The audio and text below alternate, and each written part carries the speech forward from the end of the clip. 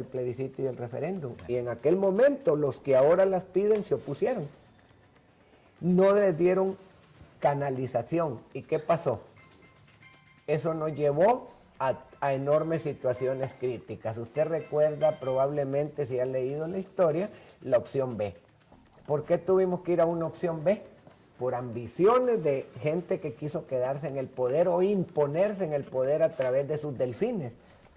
Automáticamente nos llevó a una crisis que nos llevó a violentar la Constitución de la República con la famosa opción B.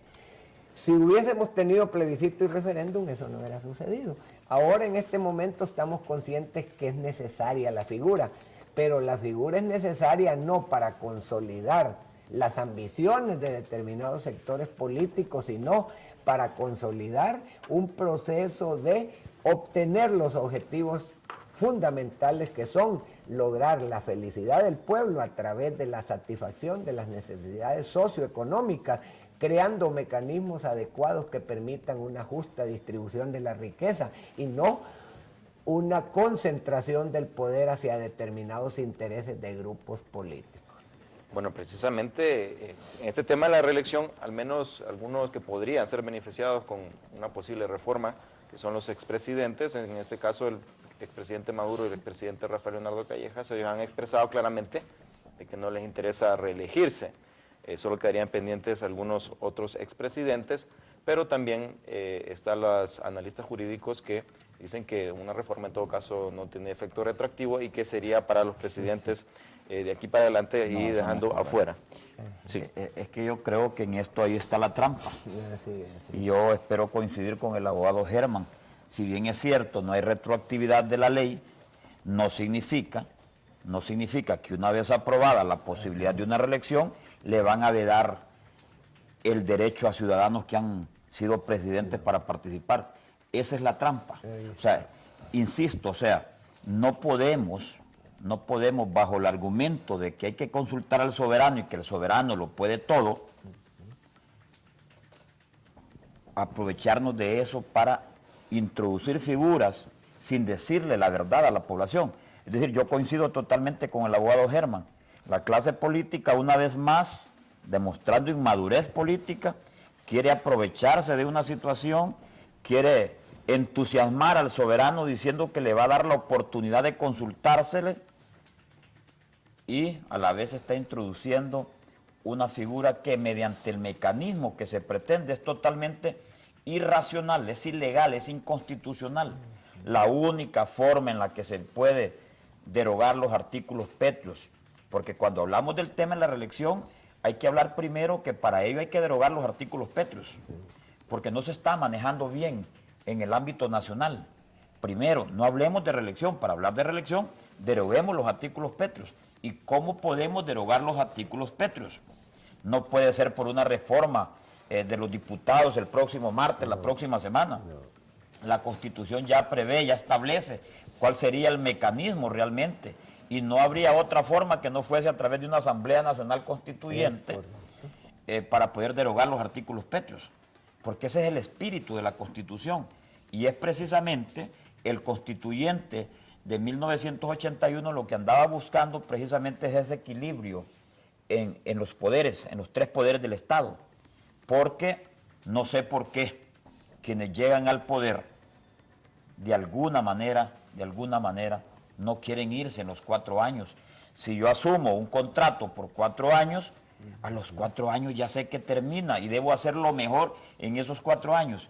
Fíjese usted, y lo digo con todo el respeto del mundo, porque para mí la figura del presidente, no estoy hablando de nombres en particular, la figura del presidente me merece mi respeto absoluto. Y así debería de ser para todos los hondureños. Pero fíjese usted, vengo escuchando en las últimas semanas, en las últimas horas, profundos cambios en Honduras. Ese profundo cambio, podemos decir, los pétreos. ¿Cuáles son esos profundos cambios? En Honduras, los pétreos, derogar los pétreos. No puede mediante el mecanismo que se está pretendiendo, fíjese, reforma del artículo 5, todos estamos contentos, somos pro reforma, todos en el Congreso de manera unánime, pero ahora un ingrediente que ya nos tiene divididos desde ahora, porque el mecanismo, repito, para derogar los artículos Petro no es vía reforma del artículo 5. Dice, no. hay que dejar abierto, dice el artículo número 5. ¿Abierto cómo?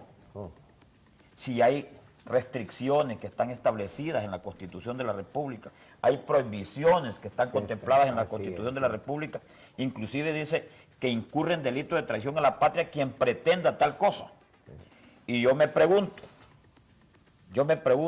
¿por qué algunos líderes nacionales, no voy a señalar con nombre a nadie, por qué algunos líderes políticos nacionales se rasgaban las vestiduras y se arrancaban y hacían cualquier cosa en el pasado criticando al ingeniero José Manuel Zelaya Rosales y lo tildaban de cualquier cosa?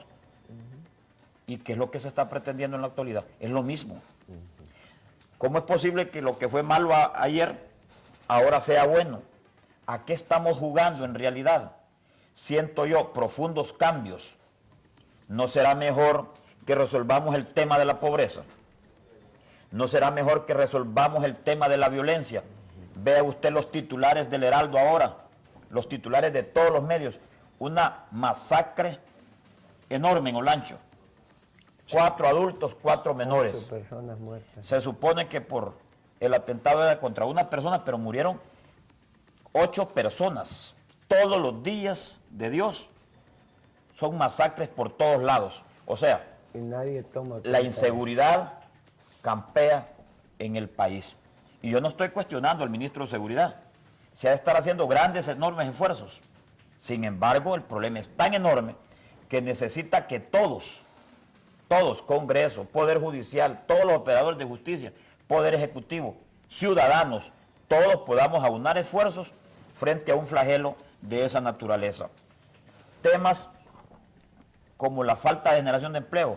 Mire, nosotros viajamos por todo el país, tanto en el ámbito político como en el ámbito personal, profesional, porque yo ejerzo mi profesión como abogado, nunca he tenido receso en eso, y lo que más hay realmente es jóvenes Deseando sin ninguna empleo, oportunidad, sí. abogado. Sí.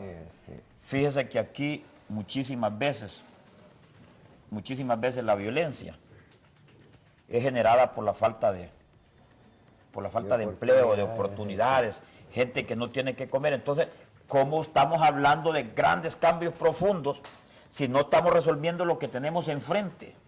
El tema de la inmigración es un tema que estamos haciendo por ello.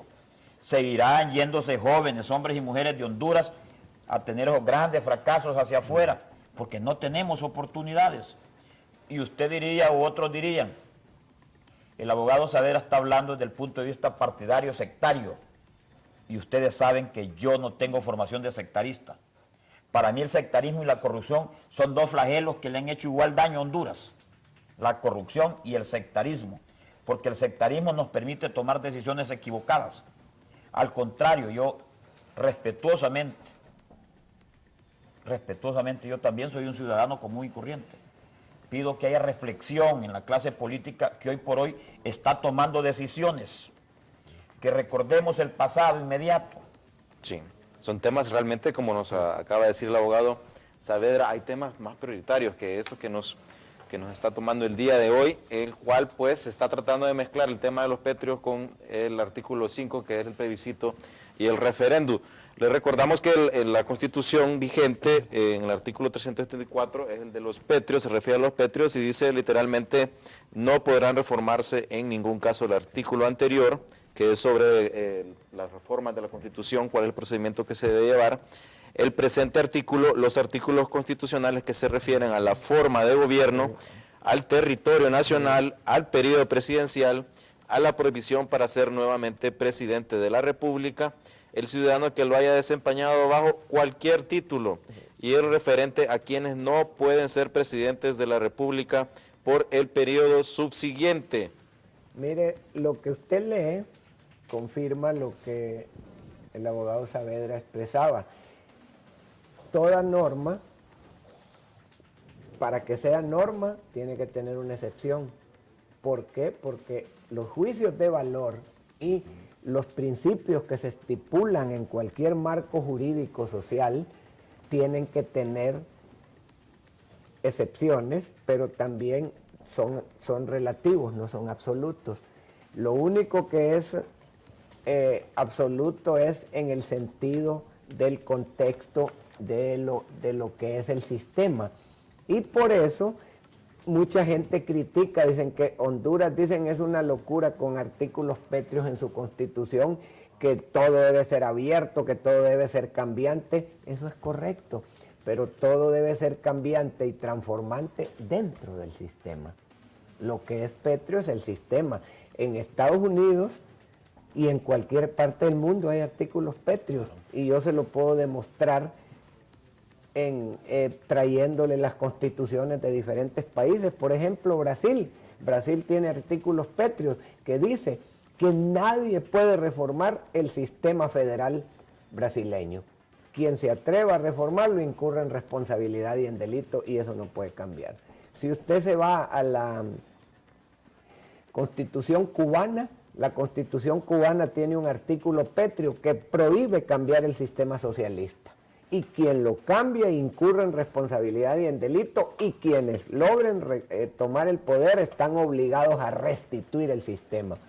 Esa es la vida de ellos, es el sistema que quieren mantener y que quieren sustentar y quieren consolidar. Nosotros tenemos el pétreo de que respeta el sistema democrático bajo la concepción que nosotros lo manejamos. Cualquier modificación que se haga en la Constitución o cualquier instrumento o mecanismo que se incorpore es para mejorar esta Constitución. ¿Por qué? Porque están enmarcados dos grandes elementos: la primacía constitucional, que es la institucionalización de la voluntad popular, y lo que es lo que mencionó el abogado Saavedra en el marco de lo que corresponde a la soberanía popular. Si la soberanía popular opta por cambiar una constitución, solo hay dos alternativas, porque colapsó la institucionalidad, y al colapsar la institucionalidad, lo que quiero decir es que para una nueva constitución necesariamente hay que romper el orden constitucional, porque nace una nueva figura, una nueva creación. Sí. Entonces, en este momento, los diputados no están facultados para romper el orden constitucional, están facultados para mejorar el sistema constitucional. Entonces, cualquier estructura que creen los diputados tiene que ser dentro del marco de las prohibiciones y limitaciones que establece la ley. Entonces, si creamos instrumentos en el artículo 5, no pueden modificar el fondo y el contenido de la Constitución, pueden mejorarlo en función de consolidar la democracia. Y uno de los principios que tiene la Constitución nuestra es consolidar el sistema democrático, impidiendo el continuismo, porque la reelección no se encamina a fortalecer la institucionalidad de un país. Lo que fortalece la institucionalidad es la continuidad, no el continuismo, porque el continuismo es de personas. Sí. Y cuando el ciudadano Zelaya Rosales hablaba allí y en su discurso decía: aquí se reeligen los diputados, se reeligen estos, se reeligen los otros, menos el presidente. Es que ese es el fundamento y el principio, porque es no conocer lo que son los sistemas. Vivimos en un sistema presidencialista y por tanto el continuismo solo es sujeto de continuismo cuando se reeligen los presidentes. Cuando se reeligen diputados o se reeligen otras figuras de la estructura administrativa del país, lo que dan es continuidad, porque no son los dueños y señores del poder. Sí. Un diputado no es dueño y señor del poder. Un presidente sí puede controlar totalmente, porque es el que administra el Estado. Entonces, en este momento, lo que nosotros necesitamos es mejorar mecanismos de participación. Pero yo no lo puedo invitar a usted, si somos miembros de una iglesia, lo puedo invitar a que mejoremos la iglesia, pero no lo puedo invitar a que decidamos convencer a los feligreses que dejemos de creer en Dios, porque si vamos a dejar de creer en Dios, ¿qué estamos haciendo en esa iglesia? Y tampoco se puede decir de que porque hay mucho delito y la gente no sigue los 10 mandamientos o la Biblia, decir porque todo el mundo la violenta, hay que borrar la Biblia y hacer una nueva. Introducir figuras sin decirle la verdad a la población. Es Es decir, yo coincido totalmente con el abogado Germán. La clase política, una vez más, demostrando inmadurez política, quiere aprovecharse de una situación, quiere entusiasmar al soberano diciendo que le va a dar la oportunidad de consultársele y a la vez está introduciendo una figura que mediante el mecanismo que se pretende es totalmente irracional, es ilegal, es inconstitucional. La única forma en la que se puede... Si hubiésemos tenido plebiscito y referéndum, eso no hubiera sucedido. Ahora, en este momento, estamos conscientes que es necesaria la figura, pero la figura es necesaria no para consolidar las ambiciones de determinados sectores políticos, sino para consolidar un proceso de obtener los objetivos fundamentales que son lograr la felicidad del pueblo a través de la satisfacción de las necesidades socioeconómicas, creando mecanismos adecuados que permitan una justa distribución de la riqueza y no una concentración del poder hacia determinados intereses de grupos políticos. Bueno, precisamente en este tema de la reelección, al menos algunos que podrían ser beneficiados con una posible reforma, que son los expresidentes, en este caso el expresidente Maduro y el expresidente Rafael Leonardo Callejas, se han expresado claramente de que no les interesa reelegirse. Solo quedarían pendientes algunos otros expresidentes, pero también están los analistas jurídicos que dicen que una reforma en todo caso no tiene efecto retroactivo y que sería para los presidentes de aquí para adelante y dejando afuera. El plebiscito y el referéndum. Y en aquel momento los que ahora las piden se opusieron. No les dieron canalización. ¿Y qué pasó? Eso nos llevó a enormes situaciones críticas. Usted recuerda probablemente, si ha leído la historia, la opción B. ¿Por qué tuvimos que ir a una opción B? Por ambiciones de gente que quiso quedarse en el poder o imponerse en el poder a través de sus delfines. Automáticamente nos llevó a una crisis que nos llevó a violentar la Constitución de la República con la famosa opción B. Sí, es que yo creo que en esto ahí está la trampa. Así es. Y yo espero coincidir con el abogado Germán. Si bien es cierto, no hay retroactividad de la ley, no significa que una vez aprobada la posibilidad de una reelección, le van a vedar el derecho a ciudadanos que han sido presidentes para participar. Esa es la trampa. O sea, insisto, no podemos bajo el argumento de que hay que consultar al soberano y que el soberano lo puede todo, aprovecharnos de eso para